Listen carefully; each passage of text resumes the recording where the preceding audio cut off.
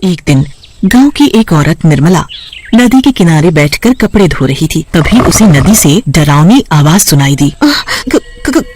कौन है यहाँ जो मुझे डरा रहा है? अरे कौन है यहाँ?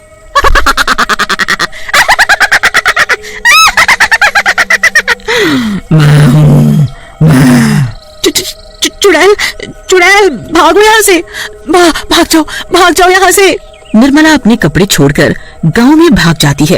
अरे ओ गांव वालों, सुनो, उस नदी पर मत जाना, उस नदी में एक चुड़ैल है। अरे क्या बोल रही हूँ बहन, चुड़ैल नदी में? सुबह ही तो हम सभी औरतें उस नदी से पानी भरकर लाई हैं, तब तो कोई चुड़ैल हमें दिखाई नहीं दी। कहीं तुम नींद में तो नहीं हो?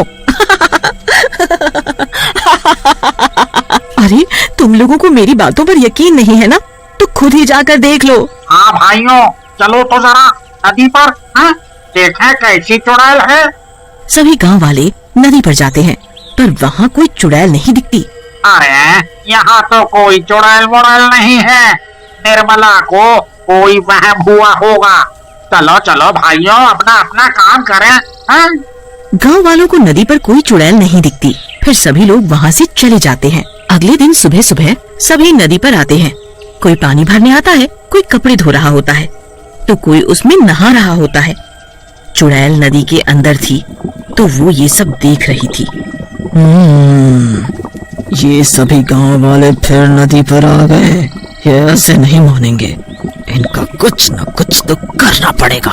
तभी नदी पर गांव का एक आदमी सुखिया नहाने के लिए आता है। जैसे ही सुखिया नदी में नहाने के लिए अंदर घुसता है, नदी में अंदर बैठी चुड़ैल उसका पैर पकड़ लेती है। अरे अरे अरे अरे मेरा पैर किसने पकड़ा है? कौन है भाई नदी के अंदर? बचाओ बचाओ बचाओ। चुड़ैल सुखिया का पैर पकड़कर नदी के अंदर खींच लेती है और फिर सुखिया को नदी के बाहर फेंक देती है। सुखिया बेहोश हो जाता है। गांव के कुछ लोग सुखिया को वहाँ पड़ा देखते हैं। सुखियो, ये तुम्हें क्या हुआ? अरे ये तो बेहोश है, इसे इसके घर ले चलो। जब ये होश में आएगा तभी कुछ बताएगा ये बेहोश कैसे हुआ है। सभी गांव वाले उसे उठाकर उसके घर ले जाते हैं। जब सुखिया होश में आता है तो उसके साथ क्या हुआ सब बताता है। भाइयों, मैं सच बोल रहा हूँ, नदी में कोई तो था जिसने मुझे नदी में खींच लिया था। अरे ये क्या हो रहा है? पहले निर्मला और अब ये सुखिया, तुम दोनों का दिमाग तो नहीं खराब हो गया? तुम लोग मेरी बात पर यकीन क्यों नहीं करते? मैं सच बोल रहा हूँ। अरे भाइयों, देख नहीं रहे कितनी भयंकर गर्मी पड़ रही है। गर्मी की वजह से सुखिया बेहोश हो गया होगा और कुछ नहीं। हाँ, तुम सही बोल रहे हो, ये सुखिया तो कुछ भी बोले जा रहा है। फिर सभी गांव वाले वहाँ से चले जाते हैं। कोई भी सुखिया की बातों पर यकीन नहीं करता। फिर भी सभी लोग नदी पर जाते, वो भी वहीं कपड़े धोने लगती हैं। तभी उस चुड़ैल की भयानक आवाज आती है और सभी औरतें वहाँ से भाग जाती हैं। ये लोग नहीं मानेंगे, इनका कुछ तो करना होगा। नदी पर जो कचरा पड़ा होता है, वो कचरा उठाकर आधी रात को चुड़ैल गांव वालों के घर पर फेंक आती है। अरे सत्यानाश हो उसका, जिसने मेरे घर पर ये कूड़ा फेंका। अरे कोई है? मेरे घर पे कूड़ा किसने फेंक दिया? देखो जी, किसी ने हमारे घर पर इतना सारा कचरा फेंक दिया है, भला बताओ। ये सब देखकर पारो और मुरली गांव वालों से लड़ने लगते हैं। वो चुड़ैल फिर से आधी रात को नदी से निकलकर गांव में आती है और अब की नदी से ढेर सारी कीचड़ उठाकर शंकर के घर पर फेंक कर चली जाती है। सुबह होते ही, रानी, ये अजीब सी बदबू कहाँ से आ रही है? हाँ जी, बदबू तो मुझे भी आ रही है। ये बदबू शायद बाहर से आ रही हो। दोनों बाहर जाकर देखते हैं तो उनके घर पर ढेर सारी कीचड़ पड़ी होती है। ये कीचड़ किसने डाला मेरे घर पर? इसकी इतनी हिम्मत! ओए, क्या हुआ शंकर भाई, क्यों शोर मचा रहे हो? अरे भाई, जरा यहाँ देखो, किसी ने मेरे घर पर ये कीचड़ डाल दिया है। पता नहीं कौन है वो, अगर पता चल गया ना, छोड़ूंगा नहीं उसे। हाँ। शांत रहो शंकर भाई, किसी ने तुम्हारे साथ मजाक किया होगा। कोई बात नहीं, अभी तो मैं चुप हूँ, पर अगली बार ऐसा कुछ हुआ ना तो उसे छोड़ूंगा नहीं। हाँ। सभी गांव वाले वहाँ से चले जाते हैं। जब रात को सभी गांव वाले सो जाते हैं तो नदी वाली चुड़ैल फिर से गांव में आती है। जब वो चुड़ैल कूड़ा उठाकर लोगों के घरों पर फेंक रही होती है, तभी गांव का एक आदमी किशन लाल अपने घर की खिड़की से उस चुड़ैल को कूड़ा फेंकते हुए देख लेता है। हमारे गांव में चुड़ैल, पर ये चुड़ैल यहाँ क्या कर रही है? अच्छा, अब पता चला, ये चुड़ैल ही थी तो सभी के घरों पर कूड़ा कचरा डाल जाती है। सुबह होती ही ये बात गांव वालों को बतानी पड़ेगी। भूरा के घर पर चुड़ैल कूड़ा डाल कर गई तो वो भूरा सभी गांव वालों से लड़ रहा होता है। हद हो गई अब तो, ये रोज रोज कौन कूड़ा कचरा डाल जाता है, कभी किसी के घर तो कभी किसी के। आज उसने मेरे घर पर कूड़ा डाला, इसकी इतनी हिम्मत, एक बार हाथ लग जाए छोड़ूंगा नहीं उसे। हाँ। किशन लाल ने रात में चुड़ैल को देखा था, तभी वो वहाँ आ जाता है। रुको रुको रुको, तुम सभी लोग लड़ना बंद करो। तुम सभी के घरों पर कूड़ा अपने गांव में किसी ने भी नहीं डाला। ये क्या बोल रहे हो तुम? मेरे घर पर किसी ने भी कूड़ा नहीं फेंका तो किसने फेंका? जल्दी बताओ जल्दी। हाँ, बताता हूँ। पहले तुम सब सरपंच जी के घर चलो, वही बताऊंगा सब। फिर सभी मिलकर सरपंच जी के घर जाते हैं। क्या बात है, तुम सभी लोग एक साथ यहाँ? सरपंच जी, बात ही कुछ ऐसी है कि सभी को यहाँ आना पड़ा। हाँ, बोलो ना।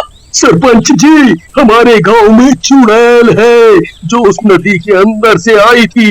देखा, मैंने सच बोला था ना, उस नदी में चुड़ैल ही थी जिसे मैंने देखा था। इसका मतलब जब मैं नदी में नहाने गया था तो उसी चुड़ैल ने मेरे पैर पकड़े होंगे और मैं बेहोश हो गया था। हाँ, तुम सभी सही हो। उस नदी में एक चुड़ैल रहती है, मैंने खुद उसे देखा है गांव में। गांव में? हमें तो कभी कोई चुड़ैल दिखाई नहीं दी। किशन लाल सभी गांव वालों को बताता है। आधी रात को जब मैं पानी पीने के लिए उठा तो मेरी नजर खिड़की के बाहर गई तो देखा एक चुड़ैल सभी के घरों पर कूड़ा फैला रही थी। और तो और गांव में भी चारों तरफ कूड़ा ही कूड़ा फैला दिया। जब वो कूड़ा फैला कर जाने लगी तो मैंने उसका पीछा किया और वो चुड़ैल नदी के अंदर चली गई। पर मेरी समझ में ये नहीं आ रहा कि वो चुड़ैल ऐसा क्यों कर रही है। अब नदी पर जाना खतरे से खाली नहीं है। सरपंच जी, अगर हम लोग नदी पर नहीं जाएंगे तो पिएंगे क्या?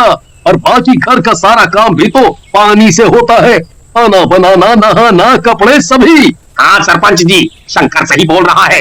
हमारे घर की औरतें नदी पर कैसे जाएंगी? और तो और पूरे गांव में एक भी कुआं नहीं है। अगर कुआं होता तो इतनी परेशानी नहीं होती। ये तो बहुत बड़ी समस्या है। मैं सोच रहा था कि किसी तांत्रिक बाबा को बुलाया जाए गांव में, वो ही कुछ कर सकते हैं। अब सभी गांव वाले सरपंच की बात मान लेते हैं और सरपंच जी एक तांत्रिक बाबा को बुलाकर सारी बात बताते हैं। अच्छा, इसलिए तुमने मुझे यहाँ बुलाया। तुम चिंता मत करो, हम सब ठीक कर देंगे। अगर चाहते हो कि वो चुड़ैल नदी छोड़कर भाग जाए, उसके लिए हमें गांव के बीचों बीच बैठकर हवन करना पड़ेगा। हवन की सारी तैयारियां हो जाती हैं।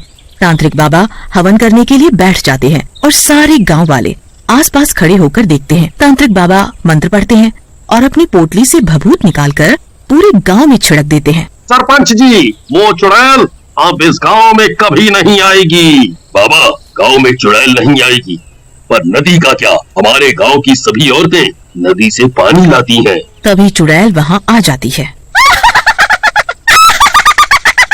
तुम लोग मेरा कुछ नहीं बिगाड़ सकते, मैं बहुत ताकतवर हूँ। इस तांत्रिक को तो मैं फूंक मारकर हवा में उड़ा सकती हूँ। तुम क्यों गांव वालों को परेशान कर रही हो? वो लोग नदी पर जाते हैं पानी भरने, तो तुम उन्हें डरा कर भगा देती हो या फिर उनके घरों पर कूड़ा कचरा डाल देती हो। क्या कूड़ा कचरा मैं करती हूँ? जरा चलो तुम सब नदी पर मेरे साथ। चुड़ैल सभी गांव वालों को अपने साथ नदी पर ले जाती है।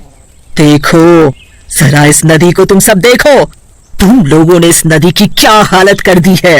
मैं तो आराम से नदी के अंदर सो रही थी, पर तुम सभी गांव वालों ने इस नदी में इतना कचरा फैला दिया जिसकी वजह से नदी का पानी दूषित हो गया और मुझे नदी के अंदर घुटन महसूस होने लगी, जिसकी वजह से मैं नदी के बाहर आ गई और तुम लोगों को यहाँ से भगा दिया। तुमने हमारी औरतों को पानी नहीं भरने दिया, हम लोग कहाँ जाएं अब पानी भरने? तुम लोग बहुत ही गंदे हो। अपना घर तो साफ रखते हो और सारी गंदगी नदी पर करते हो। तो कोई नहा रहा है उसमें, और तो और उसी में तुम लोग जानवरों को भी नहला रहे हो। फिर उसी पानी को तुम लोग पीने के लिए ले जाते हो। इतना गंदा पानी तुम सभी कैसे पी सकते हो? इसीलिए मैंने सोचा कि तुम लोग ऐसे नहीं मानोगे। तुम सबको सबक सिखाना जरूरी था। तुम सही बोल रही हो, तुमने हमारी आंखें खोल दी। आज के बाद हम सभी लोग नदी पर गंदगी नहीं करेंगे। हाँ, अगर हम सब नदी पर काम करेंगे तो गंदगी तो होगी ही। इसका हल भी मैं बताती हूँ। सरपंच जी, आप गांव में 2-3 कुएं बनवाएं। गांव में कुएं होंगे तो